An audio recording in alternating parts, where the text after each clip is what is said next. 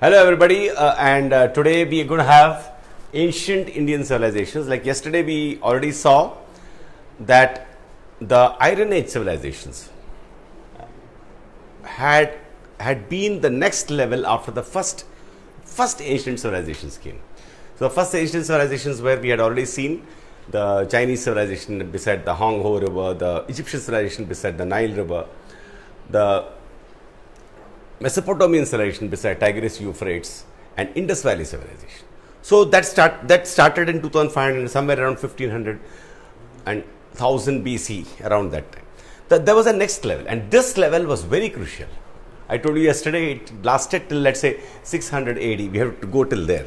So from 600 AD we have medieval world, then we have modern world. That's how the whole world history gets, in a way, in a sketch, it gets covered. The basic points. Again, I am reminding you, we are giving a certain sketch so that you are not lacking in information. And with this sketch, what is more important than our lectures is, with this sketch you can go further and satisfy yourself that now you have a picture. You can't just take whatever little information you have got here and hold it in your mind. It's not possible.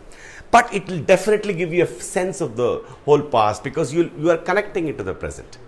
So that's what even I'm trying to do.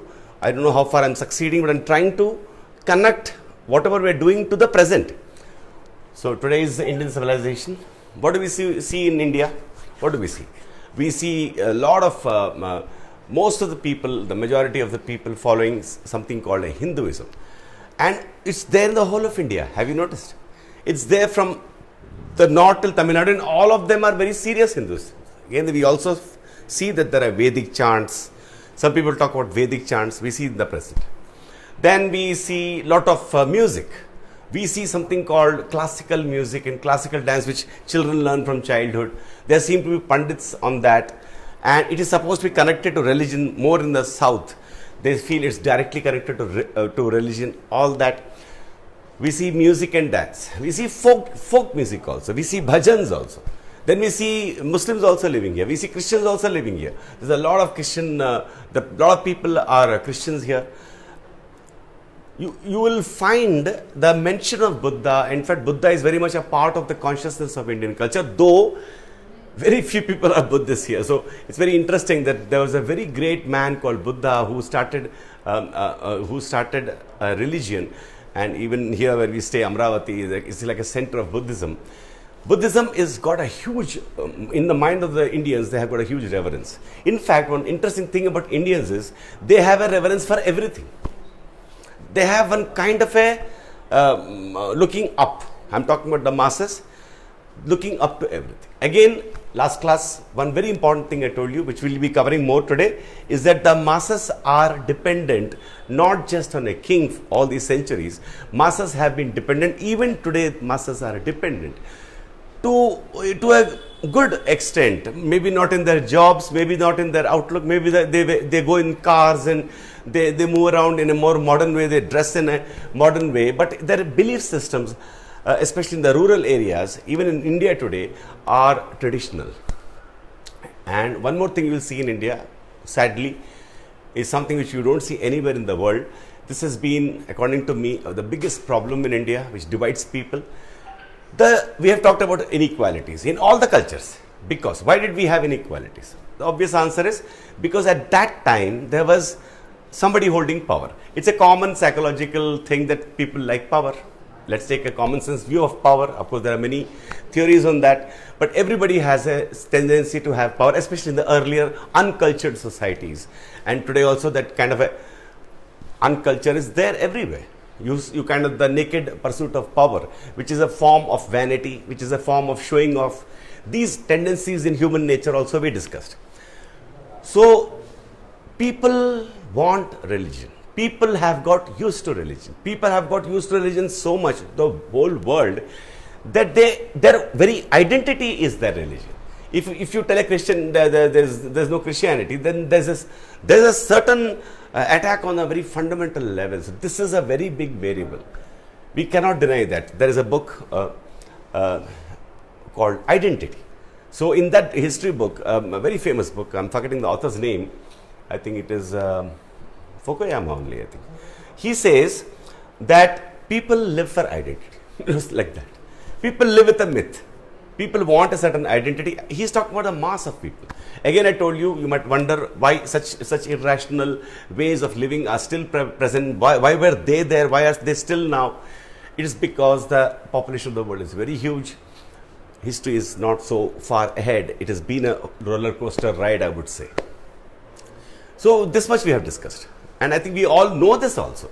I also told this point that we all know this. Somewhere in our consciousness we know history. We are living embodiments of history. Now today we will go into how this whole ancient civilization came after the Indus Valley civilization. Indus Valley civilization vanished. It's a very mysterious reason why it vanished. Some say it's because of some kind of a natural disaster, flooding and all that. Some people say that it is because of Aryans only. And some people say they just simply died out because of wars. But whatever the case, somewhere in 1500 BC, that is almost 3500 years, the Indo-Aryan tribes came to India. Their language was Sanskrit, and they believed in the forces of nature. They had strong belief on God, and their god was Indra, Varuna, and Surya.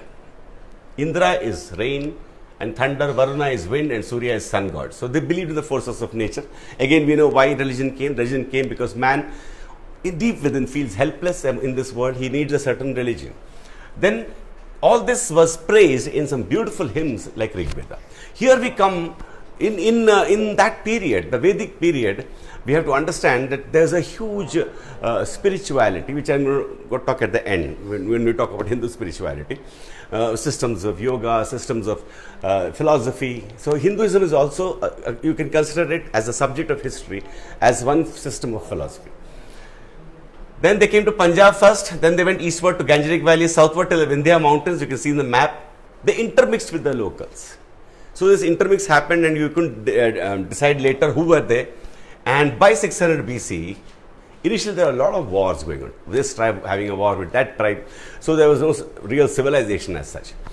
Finally, 16 Mahajanapadas or kingdoms came by 600 BC. This is famous, 16 Mahajanapadas. They were the kingdoms. And in the 4th century, we had Nandas, who had the capital in Patliputra. We had Chandragupta Maurya, Bindusara, and Ashoka from 320 to 184. This is the Mauryan Empire, which was very famous. And each of the Chandragupta Maurya was helped by a very famous, I would say, political thinker called Chanakya. He's very famous in the Indian consciousness. He helped him become king. And then you had the Greek invasions. This is a very important aspect of India. At that time, there were the Greek invasions. And there was again an intermix of culture. There was a king, Menandar, who became a Buddhist. And these people, Chandragupta Maurya, Bindusara, especially Ashoka, established Buddhism. Till then it was Hinduism which was popular. Buddhism had a huge impact, and we also had another religion called Jainism. And then in the 1st century, we are coming into AD now, we had Kushans. In the 4th century, by 4th century we had Gupta dynasty. These are the broad dynasties. This is how we had the whole political structure. So you can see there's a whole long period of empires, one empire after the other, who ruled vast empires. Mauryan Empire and Gupta Empire covered the whole of northern India. In the next classes, we'll see. So here stops our Iron Age civilization, what we have called the next level of civilization. Now, the usual development of civilization was there. Larger lands were covered, larger technology was used, clothing, and there was a lot of folk movements. Now we come to the religions. This is very important for us to discuss because this shaped the later world. As I told you, this age between the next Iron Age civilization, in the Iron Age civilization, the foundations were laid for the later living of the people. Of course, after this, there was a whole Mongol and Muslim invasions. Islam came into it. Then there was a British. So this is the reason why India is a very mixed culture. And one aspect of India, as I told you, caste system, we had Brahmins, Kshatriyas, Vaishyas, and Shudras, and they were strictly divided into 4 classes. One very interesting thing compared to other cultures is that Indian cultures are very stable, and they're also very tolerant. This is a very deep thing. You have to understand Indian civilization. They were tolerant because of the way Hinduism spread. This is an insight I got from a very beautiful book, Wasim Irhali's book. And this insight is finally the reason why I understood why Hinduism spread so much and why Hinduism has so many forms wherever you go. You have the elite, let's call it the esoteric. The meaning of esoteric is something which is very deep but very, what we can say, difficult to grasp. Esoteric means something in religion, something like both philosophy and religion, where some higher level, higher dimension of life is talked about. We'll talk about that now. Higher dimension of life, higher life. Religion talks about some higher life. Even philosophy talks about higher life. Everything is higher life only, all these beliefs. But we have the masses who depend. We have the elite. See, we always have had a certain group of people, intellectuals, who have ruled the world with ideas. We have had priests and religions who have also tried to rule the world. We have had kings and authorities and dictatorships and political leaders who have also tried to rule the world. And we have had independent thinkers who have given profound contributions to man. From here, it becomes very complex. We have had all these forces, political forces, social forces, ideational forces, forces that come from knowledge, science and philosophy. All this shaped the whole world. And once you understand these strands, once you understand the basic strands, it will not be difficult at all to make sense. Wherever you go, you will make sense of the world. So though history is complex, it is not as complex as we think. You don't have to know everything. You have to know as I said, the core concepts in history. So I repeat, at this stage of civilization, please listen carefully to this sentence I am saying. The religions became also like a system, both of belief and ruling the consciousness of masses. Religions became a system by which they ruled a man's consciousness in terms of his belief, conditioning, part real, part unreal, part real also. There's some very beautiful things about religion also. Every religion has so much to say also. In fact, most of the later thinkers have reformed religion. Even today, people go on reforming religion. This is the stage of, I would say personally, as a historian, as a explaining the history, this is the stage where I would say man has flowered. By now, man has started flowering. Human nature has started flowering. It is flowering to find meaning. Is it Hinduism? Is it Buddhism? Is it Christianity? Is it philosophy? Is it science? These are the questions. I don't think anybody can answer it for you, but one can present the facts as they are. Definitely, whatever you think of religion, they had a huge hold on the masses. In fact, it has got such a huge hold. Now you will not be surprised if I tell you why. Now you know the answers to why we all almost like automatically, if you say a Christian, why are you a Christian? You say, how comes I am a Christian? I am a born Christian. See, these beliefs are challenged far later in the modern world. And even today, masses and masses of people, billions of people in India, you cannot say you are not this religion. There is a lot of, actually, frankly, anger against conversions or anybody who challenges this view. India is a very rigid and traditional country even today, including its caste system. How is it that it is like that? How is it that India is, in a way, intellectually and spiritually, though so advanced with esoteric philosophies and classical music and 6 systems of philosophy which they identified, so many insights they gave which very few people know. See, if you say India has got a great culture, okay, it has got a great culture, but history doesn't talk about great cultures. History talks about what effects those great cultures have had. Most people in India do not listen to the classical music, but they have a certain reverence for it. So here comes I would say, the blind worship or a respectful worship for certain things like priests, Brahmins. Even today, for every function you call a Brahmin, and he's supposed to have his mantras and he's supposed to give you a certain authenticity and a certain what should I say, what people feel is that it is going to sanctify everything. Temple worship is very common in India. While you have temple worship on one hand, you have very esoteric systems of philosophy. Actually, that's what fascinates Western people about India. They say, how comes India is so complex? So many things are there. All that came from the Vedic to Buddhism to Jainism, the intermixing of Jainism and Buddhism, Hinduism and Buddhism, the popularization of Buddhism and then the popularization of Hinduism. This is what happened in India. We'll talk now about that. What is Hinduism? Hinduism is essence. I'm talking about the belief only. So I told you Hinduism has two parts. One part, let's talk about the belief. The other part, as I told you, is the influence it has had on masses. We have to separate the two. The influence it has had on the masses, let's call religion. The systems, the truths they are talking about the world and the explanation of the world. So Hinduism believes that there is karma. There is a karma theory. The karma says that whatever you do, it will have an effect, which is very scientific. There are certain systems of Hinduism which actually talks about even atheism. So there were a lot of systems like that. There is a universal soul which embodies all of us, and we go and merge into the universal soul. That is another belief. Transfiguration of the soul, that your karma, the day all your karmas are gone, then it will go away. That is one belief. Hinduism also has a belief, very interestingly, that dharma is political or social and satyam is something else. So if you notice, there is a hierarchy, there is a lower, higher thing in the belief system itself. That's obvious. Everybody knows. Like some people are higher, we respect. And the Indian respect is different from blind worship.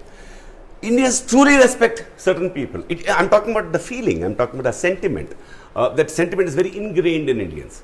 Catching the feet of great people, Guru Brahma, Guru Vishnu, Guru Devo Maheshwara. And one more aspect of Hinduism is, on the one hand, it is very abstract and esoteric. On the other hand, it is very, very spread out in terms of idols. You can go to, even Sadhguru was talking about it, you go to any village and you say that when stone is there, they will worship that. This is a very deep insight which Sadhguru has mentioned. You go to any corner of India and you just look at any stone or anything and you say that is a god, they will pray to it. What does it mean? It means that at a certain time, Hinduism spread. How did it spread? That is an interesting story. To know that story, you should know Buddhism. From childhood, I have always been fascinated by Buddha's story. We all have a Buddha inside us, I think. We always wonder about the meaning of life. Those who are spiritual in their outlook will love Buddha's story. I think we'll love Buddha also. Ambedkar finally became a Buddhist. Buddhism is a very serious philosophy. Though it broke into sects called Hinayana, Mahayana, Buddha never said that. What is Buddhism? So the story of Buddha goes like this. He was a king and he was very protected because somebody told in his childhood, either he'll become a very great king, the greatest of the kings, or he'll become the greatest of reformers. So his father, Suddhodana, was very afraid. He got him married at an early. He protected him Buddha was a very innocent, very naive young man. And one day he saw an old man. A diseased man, a dead body. And he wondered. He wondered in a very intense way as to why. All prophets are like that. They're very intense to find the truth. So Buddha wondered as to why it is like that. Why is life like that? Then what is the meaning of life? It became a burning issue for him. He set out of his house. He left his kingdom.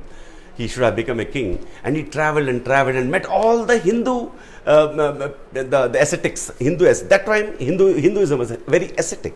And even today there is a part of Hinduism which now also is very ascetic. Even our RK mission, everything, they are following because of Vivekananda and Ramakrishna Paramahansa, the very esoteric practices of Hinduism. It is not the mass thing which we see in temples and everything. So he traveled, he met everybody, he was not satisfied, finally he sat under and he understood one simple thing, that if we observe our own thoughts and if we observe our own feelings with pure honesty, without depending on anybody, with an intensity, he called prajna. Prajna, that is the word prajna. If you can see yourself like that, in such seriousness, then you can attain what he called nirvana, a state where you have you have a bliss. In Hinduism, it was called moksha. Here they call nirvana. Moksha means you are liberated. There is, of course, a concept of liberation. Now, what is this concept of liberation? What are we supposed to be liberated from? We are supposed to be liberated from our own flaws and tendencies which brings us down. Here comes the concept of the good and bad, which we have already talked about. Here is where the whole battle of human living is there. Here is where Jiddu Vishnuti says, you are the world.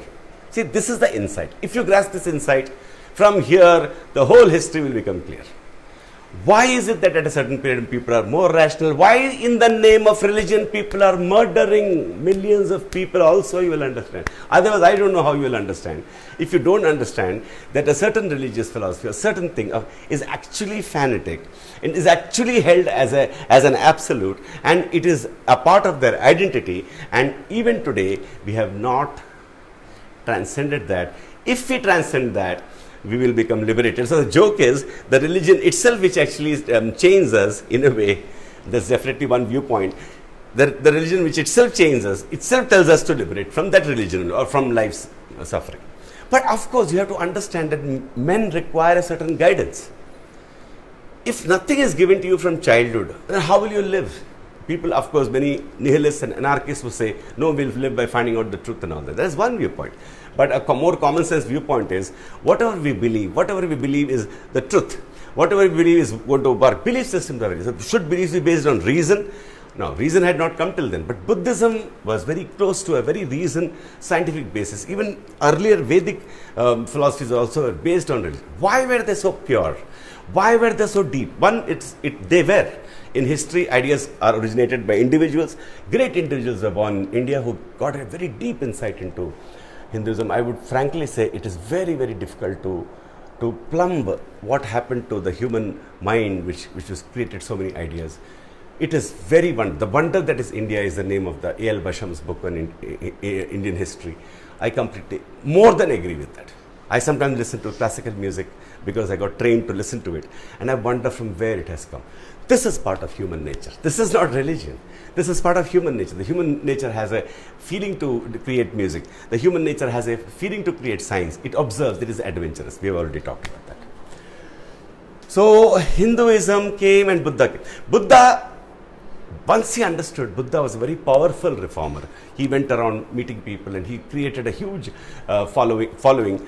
He created his own monks, but the problem is later the monks, because Buddha became popular, he used the local language. These monks started massifying it. This is an insight I got recently. They started massifying the Buddhist religion. Buddhist religion started becoming very popular. We have seen how Ashoka also made it very popular. In fact, he made it the official religion. He built stupas. He was so influenced. Such a beautiful story. He went for a war and then he saw so many dead bodies. And in that moment, he got his own prajna as to why people are like that, why we have to kill. That deep effect Buddhism had, I feel it is still in our consciousness of Indians. Buddhism had a very deep impact not only in India, it has had a very deep impact all over the world. It definitely has and contains a very beautiful insight into human nature that each person can find his own truth. I find a lot of similarity between Buddha and Jiddu Krishnamurti, who is also very influential, but they have a certain mystical touch to them because they are not completely scientific according to me. They are part philosophy and part religion, but they are very serious about religion. There is a serious aspect, an esoteric and abstract aspect of religion. So once Buddhism became popular, Shankaracharya came and he brought back Hinduism. After that, I don't know whether I should call it fortunate or unfortunate, but whatever it is, masses required a more popular form of Hinduism. It became Puranic in nature. It became Puranic in nature later. We'll further talk about that in the next video also. We had so many gods. The next video we'll talk about all those, the Puranic nature of Hinduism, where we had Krishna, Vishnu, Brahma, and then we have so many idol worships. And one more important thing is, in every region Hinduism spread, it absorbed and accepted whatever they believed also. There is a certain deep thing in Hinduism that all systems are the same. Truth is one. Once truth is one, any particular will do. It is not more as scientific, but it's more as a belief that we must include and we must absorb all the religions. This is the deep reason why, in spite of such horrors committed by Mughals who mass murdered Indians during that time. Indians means I'm talking about people who are living there, Hindus who are living there. In spite of the Britishers who were so cruel in so many respects with us, there is a certain tendency to include, an inclusive tendency, and even now in a daily life, which is baffling to the world. And that is why our symbol for the symbolic leader was Mahatma Gandhi and not more violent leaders, because Mahatma Gandhi believed in non-violence. It is a very, though he was very Western educated, also he was influenced by Leo Tolstoy and all that, he was very Indian in this particular thing, that he was very non-violent. This is what I feel. Indians are very non-violent by nature. Indians are very absorbent and, what should I say, tolerant. In a true sense, tolerant is not on bearing it. They truly believe that all religions are same. This belief or tendency of Hindu philosophy, whatever the cause, helped it to spread it to every nook and corner. Why? Because wherever, suppose they go to a village and somebody is worshipping a leaf, let's say, or a stone, they would say that is also part of Hinduism. But the bad thing about Hinduism is they kept that power of belief, the hold on masses, Brahmins, and only they have the truth. Even today, it is very entrenched. Only some people have that truth. It has become so esoteric that people, I don't know whether there is any connection between the daily life of people. And for the daily life of people, it is more Puranic. It is more mantra based. Somebody has a function, they call a priest. They don't know what the priest is saying actually. They just carry out the functions like that. So and yet the belief systems are there inside our mind also about the karma, so since I have brought all these concepts in the forefront, I have told about Hindu philosophy, the supreme being, supreme soul, the universalism of soul, the absorbent, any truth, you can follow any path. And of course, we have all these systems. We'll talk a little more about Hindu aspects and rituals. There are some more things I have to cover. Otherwise, we can't understand the present. But now see, we understand. Okay, now we know why Hinduism is spread all over India. Now, why didn't Buddhism spread? Because Buddhism, though it formed, it also built temples, it also built idols. That concept is not there in Buddhism. Buddhism is more serious philosophy. So that is the only simple reason why Buddhism didn't survive here. It was overtaken by the spreading of Hinduism like that. Some people call it the bloated religion also. It bloated. It is not something very deep also, they say. It is also true in part, not in full. Not in full. There is a certain aspect of inclusivity in Hinduism, but there is also everything is okay. It has got a political angle to it. When you give a political angle, there's an ulterior motive as to ruling of the people. So we'll stop here. Again, I summarize. These videos are very, very important because once you understand the core concepts in these videos, the rest of the videos become in terms of information only. Your personal journey in religion, your personal journey in philosophy, as I would say, all the religions say is your own. But usually, if you still want the truth from what I feel, every religion says that you should not have ego, which is actually vanity. And if you don't have that, you will achieve profound happiness. That much is very scientific and very clear. Because if you have vanity, if you want to dominate somebody, if you want to make slaves of somebody, then you are expanding your identity, which is not real. You will be living in an illusion. You will suffer in later life. If you don't have all that, you will be saintly and profoundly happy. Why happy? Joyous, blissful, nirvana, because the human nature is born for natural happiness. That is what JK also says. Examine and watch your emotions. You don't have to fight with it with another belief. Because so many beliefs had come by the time Jiddu was talking to people. I love his philosophy also. He said that if you're always talking in terms of belief, then where is the truth? So as you can see, religion has had and still has a huge hold, not just politically, but on the human mind. But what about politically? Does religion have a hold on man politically? That we'll see after the Iron civilization. There was a time in the Western civilization where it became democratic and, But what is democracy? What is rights? How the countries came, constitutions came. Today the modern world is not so strongly religious politically, but it is as an undercurrent. Definitely, because as I told you, the long historical journey, we are only somewhere here. Oh, I can see ahead so many years we have to travel before I wonder whether we'll ever do it also. Sometimes cynically, many people say, such beliefs, such strong beliefs has become so part of our conditioning that for such large number of masses and such leaders and all this confusion, lot of wisdom is required. So ironically, the very wisdom providers became the conquerors of the human mind, which is the saddest part and the tragic part of history. Yet there is also the great and noble side. In religion itself, there are great examples of great leaders and prophets, saints. In philosophy, there are great developments. And later, definitely, the scientific method, or I would say, the view that you don't have to believe anything blindly, definitely. has taken hold. Otherwise, I will not be standing here and you will not be hearing me. There will not be any education and books, and at least we pay lip service, at least in the world today, to and give a certain importance to knowledge. We know knowledge is important, which is why we are covering knowledge only. This knowledge came in history. Okay, so we'll just close here. So as a review, we covered all the broadly the empires, and we covered in detail Buddhism, Hinduism. Jainism was also a philosophy which we'll cover tomorrow. Thank you so much. If there are any questions, we can answer that.